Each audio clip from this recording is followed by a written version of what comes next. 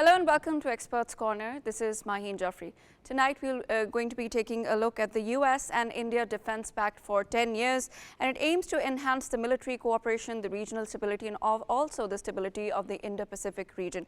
Now, a US Secretary of Defense has called this pact something very ambitious, and also he says that it is critical for the military of both nations and that it is going to be providing a pathway for deeper cooperation ahead.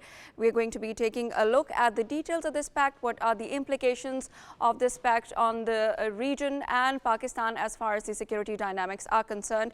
We're also going to be taking a look at the Gaza situation right now, where Israel has violated the ceasefire a number of times, killings hundreds of Palestinians, including women and children. Israel warplanes are also hitting the southern and northern parts of Gaza still, where people are grappling for basic food, aid and shelter. Also, there is an urgent need to evacuate people on the basis of medical emergency, and there's lots of pressure on the healthcare system as well. We also received the news that 30 bodies from Israel has been sent to Palestine, where these bodies are hardly recognizable because there are signs of torture as well. Now, let's discuss and let's ask our analysts how the situation is unfolding and if there is any peace plan still in place and how would it lead to a sustainable solution. Now, for more details and further analysis, we've been joined by our guest in studio, our expert, Jawad Tehami. Online, we have Barrister Fatima Shaheen and Lieutenant General Abdul Qayyum, a defense analyst, former chairman, Senate Standing Committee on Defense Production and leader, PML-N. Thank you so much, all of you, and welcome to the show. Now, coming to General Abdul Qayyum, how do you see the India and US pact for 10 years, defense pact, and how is Pakistan basically perceiving this when it comes to the regional security situation? Thank you very much. You see, this pact is not something new. It was first time signed in 2005 for 10 years.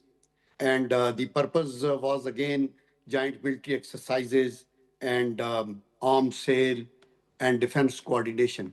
Then in 2015, it was renewed for another 10 years. And now those 10 years have exhausted. So therefore, 2025, they have extended it. This is an extension. And the purpose, as you have said very rightly, they want a stability in Indo-Pacific region.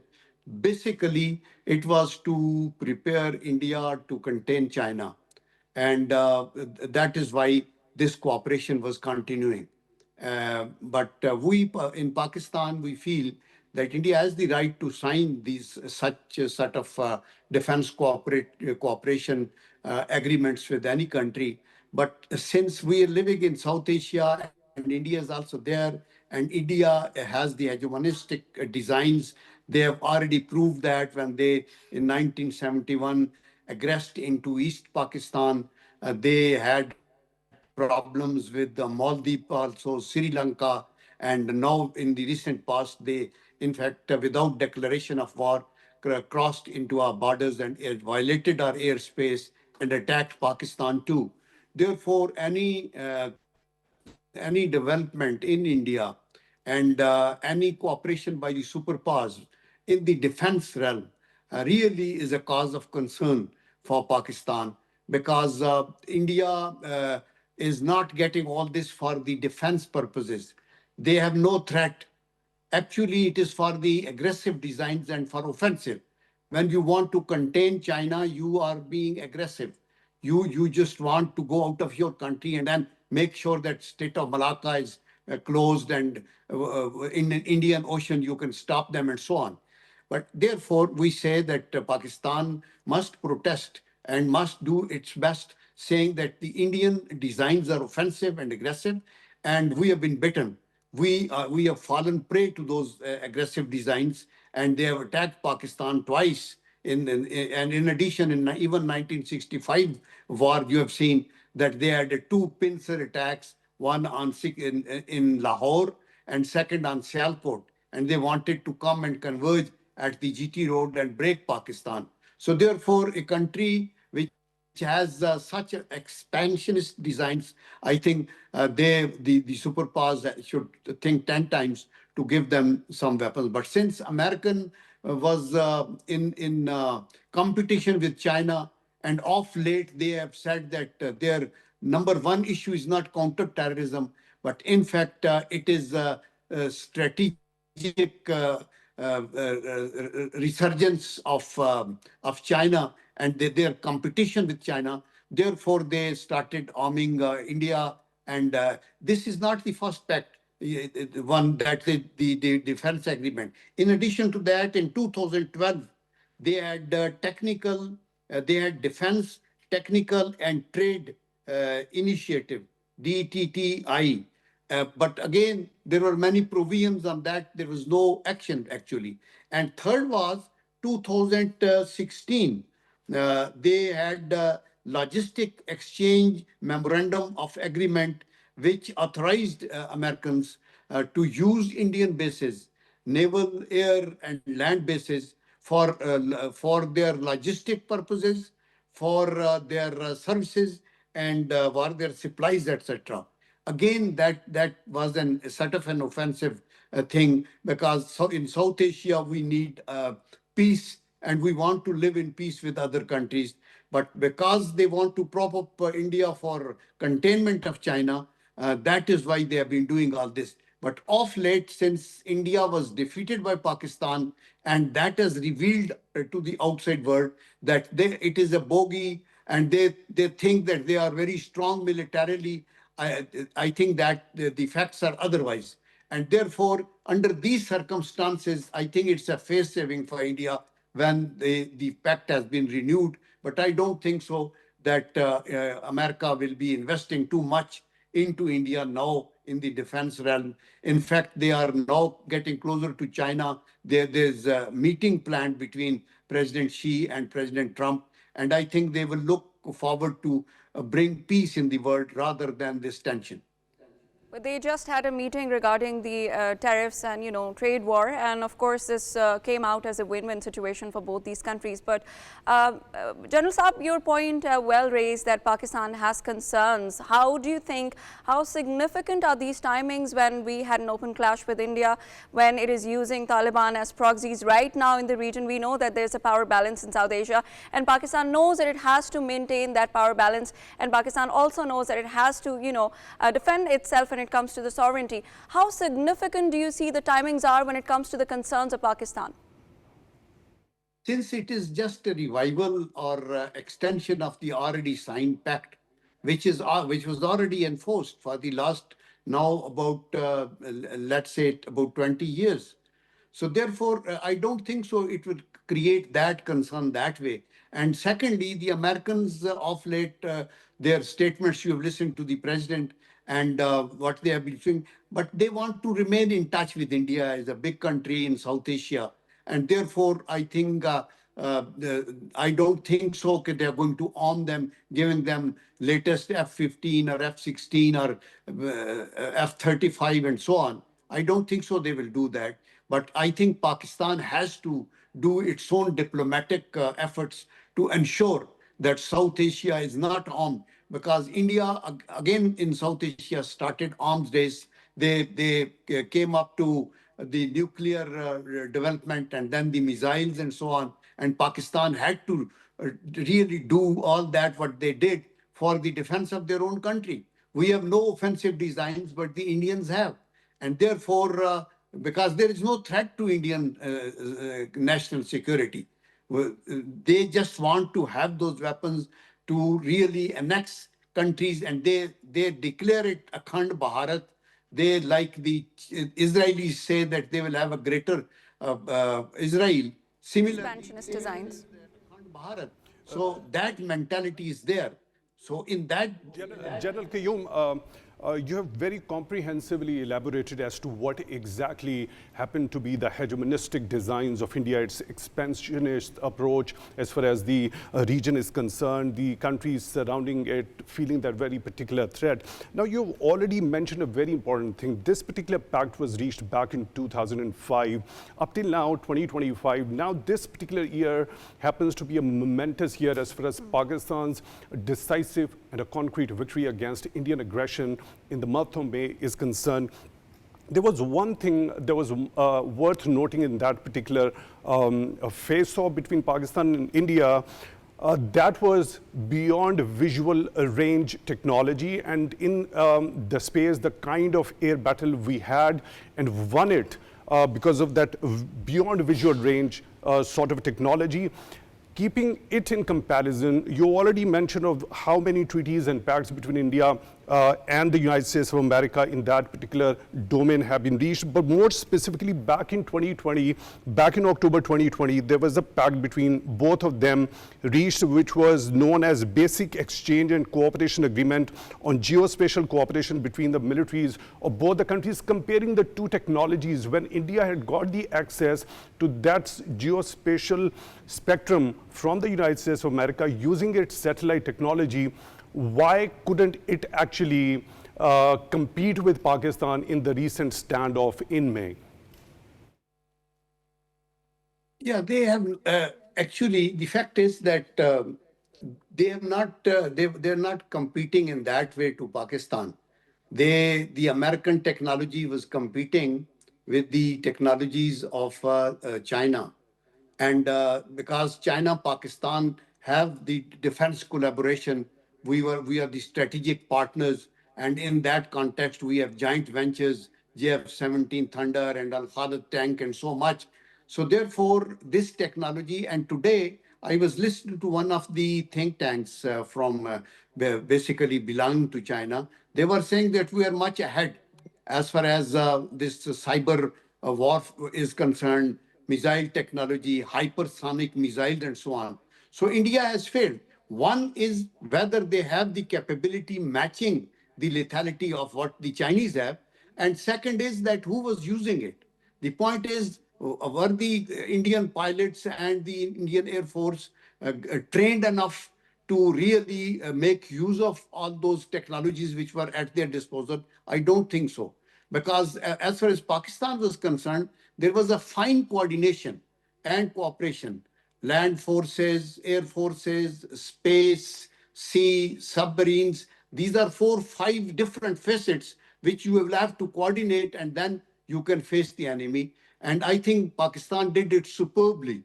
And Indians were taken by surprise totally, because one reason was that they didn't have the matching technology. And second was that they always thought of Pakistan as a very, they never granted us that capability as far as the combat worthiness is concerned. They thought that in conventional war, it is going to be just walk over, they will take over Azad Kashmir, and then they will go and sever CPAC and Karakoram Highway. And it's just very easy for them. But therefore, they were up for a big surprise. And that is why they are licking their wounds now, because what Pakistan did is unprecedented in recent history. A country which is 5 times smaller, and it used its technology, and not in South Asia, but in the entire world. People have started appreciating. And you know that Pakistan's combat worthiness, the latest analysis of 2025 says that out of 145 countries of the world which have armies, Pakistan is 12th most potent and professional army in the world. And Alhamdulillah, since I am a soldier, I know that Pakistan is second to none in valor, in conviction, in their commitment. And you see, we have a proper cause for war, which gives birth to will to fight. Pakistanis know that what is happening to the Muslims in India, and therefore they want to defend every inch of their land and the honor and the dignity of our women folk and our country. So therefore, Pakistani soldiers fight relentlessly. Our soldier to officer to soldier ratio of martyrs is highest in the world. So our leaders lead them from the front. So therefore, I think India has not been able to use whatever they had. Of course, they had a aircraft carrier, they had S-400, they had these Rafale aircrafts. These are state-of-the-art machines, most modern. But how are you going to use them? So it's not the gun that matters, it is the man behind the gun. So that is the reason. But there is no complacency. I think Pakistan tri-services are quite really aware of the looming threats, because when we look at our enemy, we see two things. One is what is its capability, and secondly, what are his intentions. India has both. One has the capability to create a nuisance and create a wedge at any border at the selection of time of their choosing. And second is they have never accepted Pakistan's existence in their wings, and that too a nuclear Pakistan, a Muslim Pakistan. And that is why when they do Pakistan bashing, they earn more votes. And now, since there are Bihar elections coming, and they keep raising those slogans, not only the political leaders, but even the military leaders. But I assure you that Pakistan is quite very well aware of what is brewing, and we will do our best to make foolproof defense of our motherland. Absolutely. General Saab, you talking about concerns, you said it's not that much of a concern, feels like face saving for India. Also, it is compensating for its, failed Operation Sindoor. What do you think about the technology transfer when you talk about the military cooperation, the exercises, the joint exercises? And as I mentioned, the timing, and as Jawad also mentioned, that this year is very important as compared to the rest of the years when it comes to defense agreement, because Pakistan has acted like never before when it comes to its defense and posturing and strength and fierceness. How do you see this? Do you see that the drones, if they're provided with any, modern equipment, any drones or any intelligence sharing by the US, do you think it's going to be of a big deal to Pakistan, of course, because there are going to be security concerns for Pakistan, and then how Pakistan is going to be diplomatically conveying this to the international community? You see, as I said earlier, this is not a new pact. It is not that it will be implemented now from 25 onwards. It was there last 10 years, even 20 years, since 2005. And the Americans have not transferred many technologies to them. But we are quite concerned about it. And the moment it is decided that they transfer them some latest technologies, we have all the right to protest that this should not be done. The drones they were getting from Israel, and the Israelis getting all support from the United States of America, and they have tried it against Pakistan, and they've seen the results. But I quite understand what you are trying to say. We'll have to monitor this, that in these 10 years, is there any change, or are these new technologies coming into India? And if so, what diplomatic endeavors and what military steps we'll have to take, and what doctrinal changes Pakistan will have to make to ensure that this threat is neutralized. Also, tell us if there is an initiation of the nuclear arms race, or the conventional arms race. Do you see this happening? And if this happens, how do you think Pakistan is going to maintain a credible deterrence? You see, Pakistan is a very peace-loving country, and we have time and again said that our nuclear deterrence is for our defense. So therefore, I don't foresee that we'll be using nuclear weapons.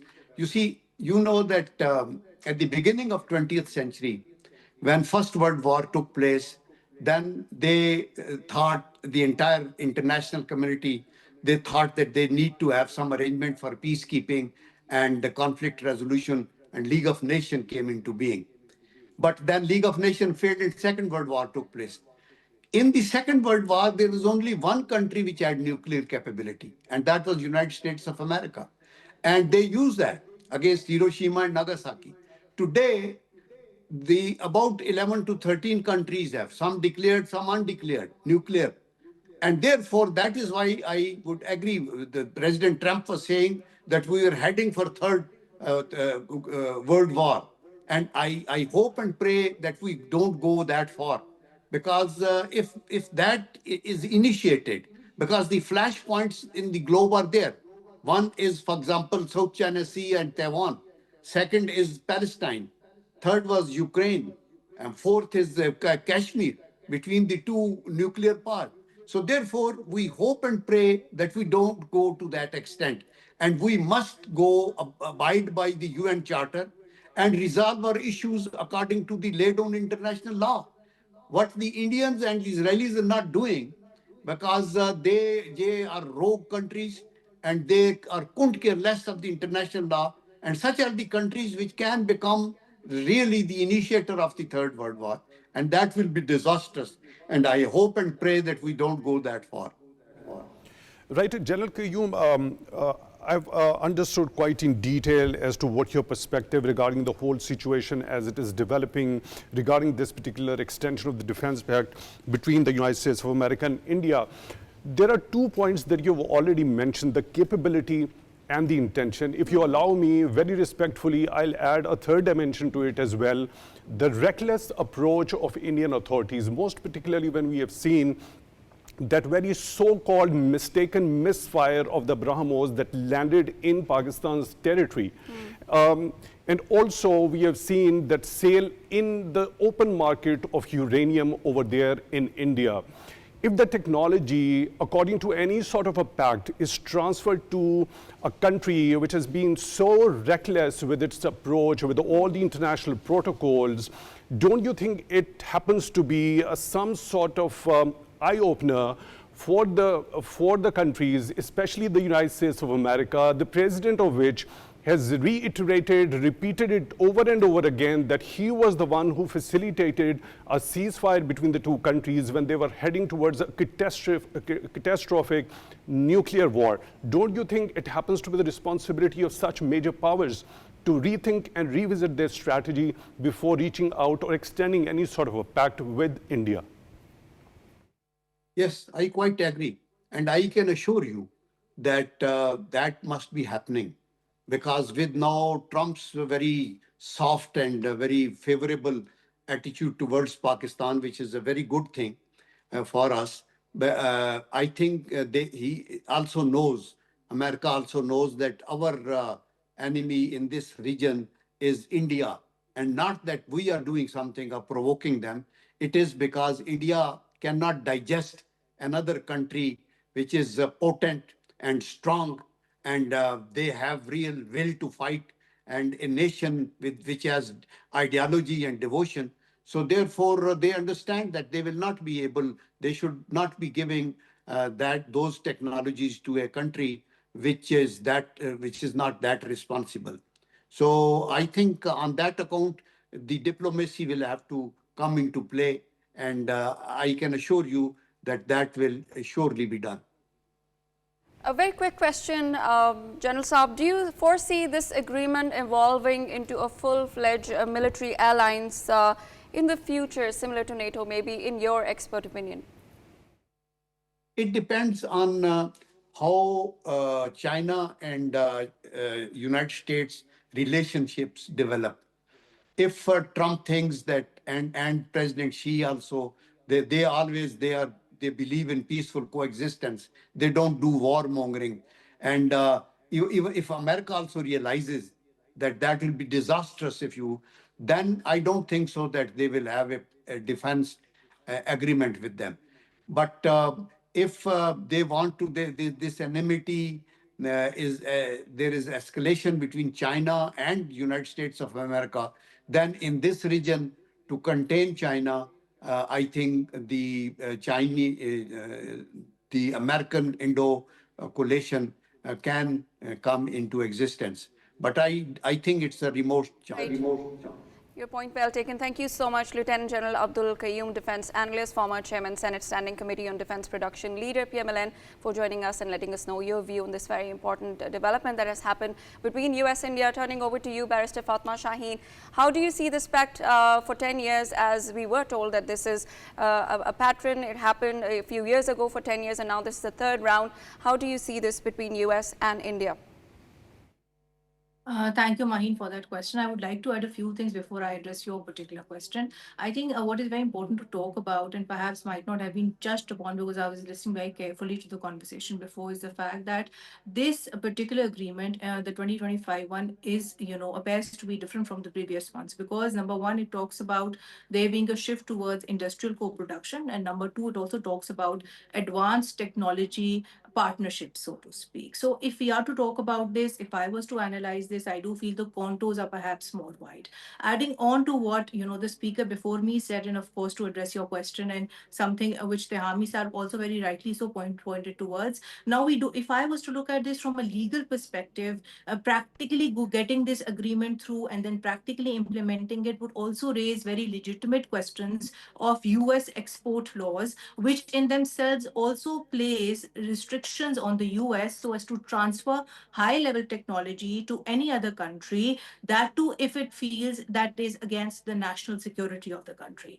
So if we are to talk about this from the perspective that, how cautious should this be for Pakistan or for any other country? How will it impact it? I particularly feel as a lawyer that, there are so many ifs and buts attached to this entire debate. And then again, moving on, we also need to see that, what exactly the entire text of this very framework says. Frameworks come, but then they are also preceded by agreements. And then we also see that, the way they are implemented. So it's an entire process in itself. Just because they've agreed on certain things now might not mean that they would be on the same, course, maybe a few months from now, so to speak. Now, to come on the merits of this very partnership, I feel that, of course, it goes without saying, and this is something which, both the government officials also stated that it is, a defense partnership between the two countries. But I do feel that still it should not be ideally a cause of strategic anxiety for a country like ours, which has, of course, worked hard and very diligently so and very rightly so as to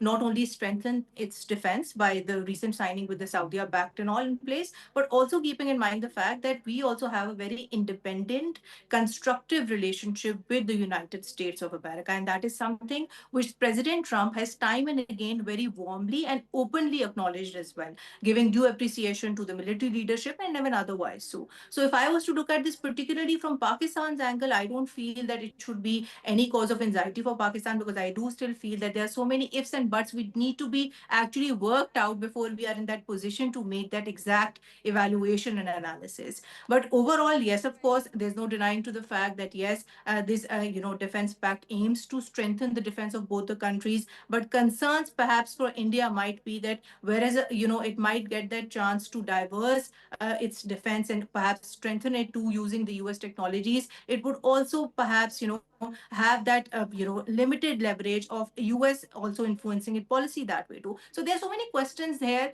which I feel would be very preliminary, and I would feel that it's not very right to answer them there now, because the details that we have, the text that we have on this particular framework as such, that is something which appears to be missing. So number one, we need to work towards having that text and seeing exactly what that text says. Number two, how in line is that with the US export laws? Number three, when we do talk about this, I think we also need to see what will be the political steadfastness of this in terms of politically, implementing it maybe a few months from now. And then, Mr. Fatma, for your views. We're a little pressed with time. But we get your points. They're very valid. We are still concerned. We are still looking forward for the whole process to come together. Jawad Tehami, how would you comment on the entire situation, the ifs and buts, the contours? How would you comment on that? Well, actually, Maheen, the thing is, given the track record of India, and most recently we have seen its aggression towards Pakistan, which was befittingly responded to. On a personal level, I'm pretty much concerned, given it a time when it tried to ingress through the sovereignty and territorial integrity of Pakistan, which was, of course, befittingly and crushingly responded to. Then came in the mediating factor, the United States of America, and President Donald Trump, until very recently, has claimed that he was the one who mediated the ceasefire. So as far as the timing of this particular extension of the pact between the United States of America and India under Trump 2.0, who claims that he wants the wars to be ended from around the world, and he wants to be nominated time and again for the Nobel Peace Prize as well, I think it should have been a time for the Trump administration to revisit its policy when it comes to export of such advanced technology-based weapons to India as well. Also, given the fact that Pakistan has always responded to such type of developments whenever happened between India and the United States of America. We have seen very strong worded statements and reactions coming in the past from Pakistan's Foreign Office regarding these developments. Now, until now, we haven't seen the complete text of, as Barrister Fatima was alluding to. So we are still anticipating as to what that particular framework actually contains. So then we'll be able to, that is exactly what the Pakistan's Foreign Office has said, that we are aware of the development and we are examining it, right? So I think it should be a matter of concern for Pakistan, given that element which I already added to those The elements of India. the recklessness of India. So it should be actually seen very carefully as far as Pakistan's perspective towards Indian approach in the region is concerned. Jawad Tehami, you pointed out these points very rightly, and this is of course a matter of concern, but right now we are not very aware of the details of the text, the details, the gaps, the ifs and buts, but we are monitoring the situation. It is a matter of concern for Pakistan, but let's see how the process goes, and we hope that there is no as such technology transfer to a reckless country as India, and the track record, as we all know, has not been very right. Now, we'll be discussing more on the Gaza situation, what is happening there, the Middle Eastern situation. There has been a lot of violations from the Israel, a lot of killings have been happened, most of them are women and children. There's an urgent need of evacuation when it comes to the medical emergencies. The health care system is under a lot of pressure. There are so many things that these Palestinian peoples are grappling with, be it food or the medical aid or the shelter, because wherever they're going for safe zone, because since the ceasefire has started, we are still seeing strikes on northern and southern Gaza. Now, for more details and analysis, we've been joined online by Mr. Mohammad Al Kassim, journalist, Middle East affairs expert. Thank you so much for joining in. Good to be with you. I've put a detailed context to what's happening in Gaza, and we all know the ceasefire and the violations. How would you first of all comment on the fragile situation when it comes to ceasefire? Well, the ceasefire has been always described as a fragile ceasefire agreement, and it's still continuing to be as such, given the continuous Israeli violations over the past 2 weeks of this fragile deal. Over 125 violations have been committed by Israel since the beginning of this ceasefire agreement, and Israel continues with that, sometimes having excuses or justifying its attacks against certain cells who are, according to Israeli military, preparing to attack their forces in the Palestinian coastal enclave, or saying that they are going after Hamas members. So Israel continues to find excuses to undermine the current ceasefire agreement, and it's really making it almost impossible to carry on with this deal and to move from phase 1 to phase 2. Hamas has said all along that it needs more time to be able to gather and recover the remaining Israeli captives. Those are the deceased one and the Gaza Strip. They need international help. They need heavy equipment. They need specialized rescue teams to enter into the Gaza Strip and help it recover those bodies. And Israel continues to say that as long as Hamas isn't expediting the process of recovering these bodies and handing them over to the Red Cross and in turn to Israel, then there won't be any movement or progression to this ceasefire agreement, despite what the U.S. administration is saying, that it's a solid ceasefire agreement, and it's still holding. It's holding by a thread. It could crumble at any second, given that Israel continues to violate the deal with its attacks on the coastal enclave, and also given that the U.S. continues to give unequivocal, unconditional support to Israel to do whatever it needs in the Gaza Strip. Right. Also, we know that 30 bodies have been returned by Israel, the Palestinian bodies, which are hardly recognizable because of the signs of torture. Of course, these are prisoner swaps, and as you said, that it is hanging by a thread, it's delicate. How do you see the blockages? What are the real blockages which are kind of delaying the entire process to enter into the second phase of ceasefire? I think the easy part of this whole deal is the first phase, which is the handing over of Israeli captive soldiers, the living ones which have already been delivered or released to the Israeli side, and also the remaining 13, I believe, or so Israeli deceased captives. Hamas did release 2 of them last night. They were identified after they were examined by the Forensic Institute in Tel Aviv. So there are still a handful of deceased captives to be released. But this is the main contentious issue at this point, even though this is considered the easy part of this whole process, this whole ceasefire agreement.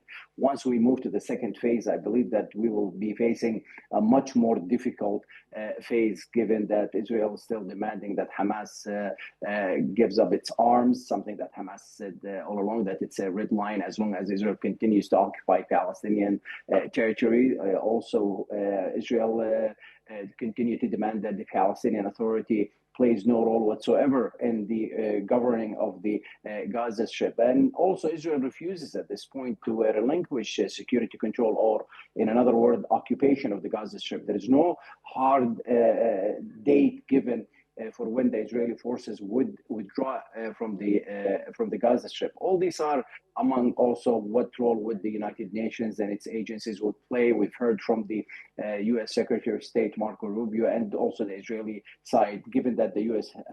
Consistently adopts the Israeli side narrative that they don't want to see the United Nations Refugees and the Works Agency play any role whatsoever in handing over and distributing the humanitarian aid in the Gaza Strip, even though this agency, UNRWA, has been established solely for the Palestinian refugees for nearly 7 decades or more at this point, and they have accumulated great deal of experience and ability to deal in occasions as such. So at this point, we're still stuck in phase 1.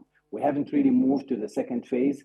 And Israel continues to, again, violate the terms of the deal. Both sides are trading blame of that the other side is violating the terms of the deal. But it's more apparent that Israel is the one who has been violating the deal almost on a daily basis. I mean, we've seen what happened 2 days ago with Israel carrying out powerful airstrikes across the Gaza Strip when one of its forces or soldiers was attacked. So as long as this behavior, Israel behaves in an unhinged way, this will continue to jeopardize the stability and sustainability of the ceasefire deal. So given that fact, Mr. Al Kassim, what do you think, what is the policy of the United States administration under President Donald Trump? We have seen this is the second ceasefire, which is at a very fragile stage at this particular point in time. And you also mentioned the next phases of this particular ceasefire are going to be more challenging as far as the implementation of the provisions of this particular ceasefire agreement is concerned. Given the policy of the United States of America, particularly Mr. President Donald Trump, when he took over the power back in January, there was a ceasefire earlier reached between the two sides. It held on for 2 months, and ultimately it was violated unilaterally by the Israelis, right? Now, at this particular point in time, you've also mentioned that it's the intention on the part of Israel that has been committing the violations of the recently reached ceasefire between the two sides. At this particular point in time, what do you think the United States of America's administration could do in order to impress upon Israelis to continue abiding the provisions of this particular ceasefire? And if it doesn't go with that particular approach, what are the remedies or the measures at the hands of Trump administration that it could press ahead more the Prime Minister of Israel to abide by the provisions of this particular ceasefire agreement? There is so much the U.S. could do, and we've seen what the U.S. could do. And if former President Joe Biden wanted to end the war or push for a ceasefire agreement, he could have last year several times, several opportunities. And now we're finding out that Israel was the party that has continuously sabotaged and torpedoed any attempt to get a ceasefire deal in place. And President Trump, we've seen glimpses of what he could do. The problem is the consistency of this U.S. administration and with President Trump in continuing to exert pressure on Netanyahu. Netanyahu has his own motives for continuing the war in Gaza, whether it's the division among his coalition, the religious parties, and the issue of conscription into the military and contributing into the economy, and also the opposition. So he has his own issues, given also his corruption trials in courts that he's been trying to evade for the because of the war. Every time he goes to court, he gives an excuse that he needs to leave because of national security issues. So President Trump knows exactly what he needs to do, which is to continue to exert pressure on Netanyahu, just like he did with forcing him, as many believe, to sign on or agree to this ceasefire agreement. But also, whenever Israel finds a minute infraction, if we even can say that, and the U.S. supports Israel in its strikes in Gaza, that undermines the whole process and makes it difficult. It embarrasses the guarantors, it embarrasses the mediators, whether it's the Qataris or the Egyptians, who have been pushing for this deal to go forward. And still, again, I mean, you have the easy part, the easy phase that's still stuck in place, and this may take another week or two or three. Just wait until we move to the second phase, and this is where this deal is going to be tested. And Netanyahu never had the intention to get the first ceasefire deal back in that was signed at the end of January to get it fulfilled, or he was never committed to it. And that's why after 42 days, on March 18th, he ordered his military to resume its assault on the Gaza Strip without providing any real reasons why he did that, other than he was and still is under tremendous pressure from the far-right ministers in his government, the likes of Finance Minister Bezalel Smotrich or Itamar Ben-Gvir, Finance Minister. Those are ministers who want to see the war continue. The settlers wants to see the war continue for their own agendas. They want to ethnically cleanse the Palestinians from their land. They want to reestablish illegal settlements in the Gaza Strip and bring back illegal settlers there. So Netanyahu is putting his own political career, his own interest ahead of the country, as many say in Israel. And this is exactly why we see him undermining this process, this ceasefire agreement. As far as the U.S. is concerned, unless President Trump exerts pressure and puts enough pressure on Netanyahu, knowing full well that Netanyahu isn't really sold on this deal, and he accepted it because of President Trump's pressure. But that has to be consistent, and this needs to be continuous. And as long as Netanyahu and his military and his government can get away with these strikes, then this deal will continue to be. Right. Thank you very much, Mohammad Al Kassim, journalist and Middle East affairs expert, for joining us and giving your views on the fragile state of ceasefire. Now, Barrister Fatima, let me ask you something very pressing. When we see bodies return from Israel of the Palestinians which are hardly recognizable, and when we talk about the human rights violations, especially from a legal perspective, how do you see this from international law point of view? Thank you, Maheen, for that question. I think it goes without saying that, at least in my perspective, and I think in any sane person's perspective, when we talk about the peace in the peace deal and there being ceasefire, I think it's just empty rhetoric. Now, to talk about your particular question, when we talk about this at the human rights angle of all these violations, of not even respecting the very dignity of the deceased, of the dead bodies, these are, of course, all issues which are dealt with very clearly under the international law, more particularly under the first Geneva Convention, then the fourth Geneva Convention, then also the customary international law. And thus, of course, also includes, because I do feel that this is a developing story, we should, talk about not just about, the fact that the dignity of the dead bodies is being violated in ways more than one, but also the fact that Israel has been actually targeting medical and essential facilities like the forensic labs, which would actually hinder the entire process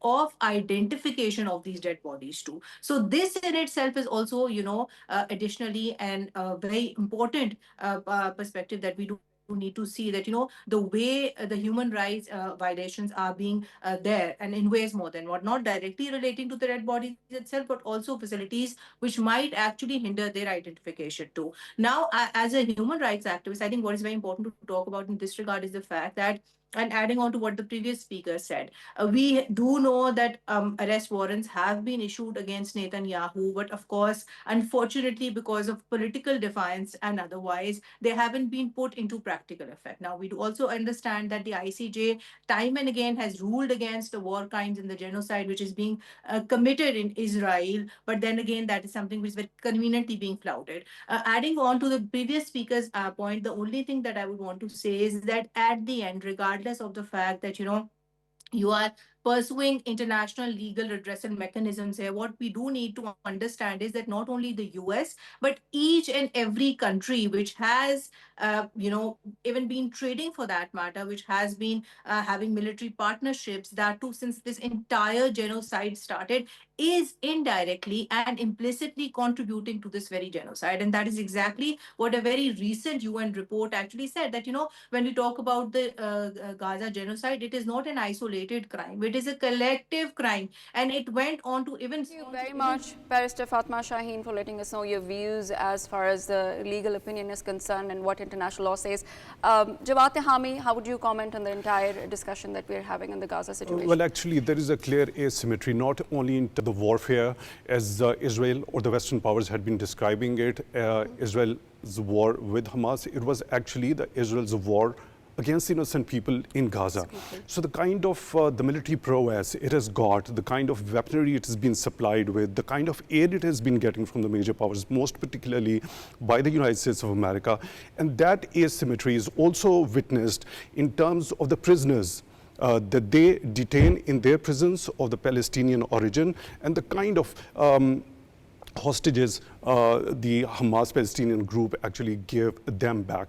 Also, asymmetry in terms of the treatment of hostages at the hands of the Palestinian resistance group and the hands of Israeli forces and its regime. The kind of inhumane treatment. Sorry to cut you, but when you talk about asymmetry and when we look at US, it is doing two things at the same time. It is saying that the ceasefire is in place, and at the same time it is giving a cover to Israel as well, as in deliberately trying to ignore what's happening. How would you comment on that? Right. There was one point that was mentioned by Mr. Al Kassim also. I totally believe in that there has been very clear inconsistency as far as US policy towards Israeli approach from last 2 years is concerned, both under Biden administration as well as under President Trump's administration. But under President Trump's administration, I think the US policy towards Israel's approach towards Palestinian territories, whether it be the West Bank or the Gaza's enclave, it is been more inconsistent as compared to the policy of Joe Biden's administration. I think this is the time for them to revisit and really impress upon the Israeli authorities to abide by the provisions of the agreement. Barrister Fatima Shaheen, a comment from you, a quick comment from you before we leave the show. I think what is very important is the fact that, when we talk about such genocide, which is perhaps the worst in modern history, what we need to focus upon is not ensuring that Israel is put to task legally, but also the political powers which are in ways more than one safeguarding their economic interests, who are safeguarding their diplomatic interests. They actually also come together to do just that, because this is, again, at the end of the day, something which is just not legally, it has sanctions that way. Legally, it is something which is condemnable. It is Jawad Tehami. Thank you so much, Barrister Fatima Shaheen. Jawad Tehami, a quick comment from you. Okay, so when it comes to the US, it really needs to revisit its policy in terms of impressing upon, most particularly when we see recently, there were two bills which were moved through the Israeli parliament, the Knesset, that actually talk about annexing the West Bank. And we have seen the statement coming from President Donald Trump that Israel is not going to do anything as far as the status of the West Bank is concerned. But over the years, we have seen a continuous rise of the illegal settlements on the part of Israelis. If the US administration under President Trump is serious in bringing in peace in the Middle East for the larger interest of humanity, it really needs to press upon the Israeli Prime Minister and the cabinet of Israeli Prime Minister, firstly, to abide by the provisions of the ceasefire agreement, and also set a pathway in the future so that broader peace in the Middle East could be reached. Thank you very much, Jawad Tehami, for your insightful analysis on the Gaza, very fragile truths that we see there. And of course, there is an inconsistency when it comes to US and when it comes to, really pressing upon Israel to stop this violation of the ceasefire. But we hope and pray that in the coming months and week, we actually see a ceasefire happening. This is all for tonight's show. It's Maheen Jaffrey signing off.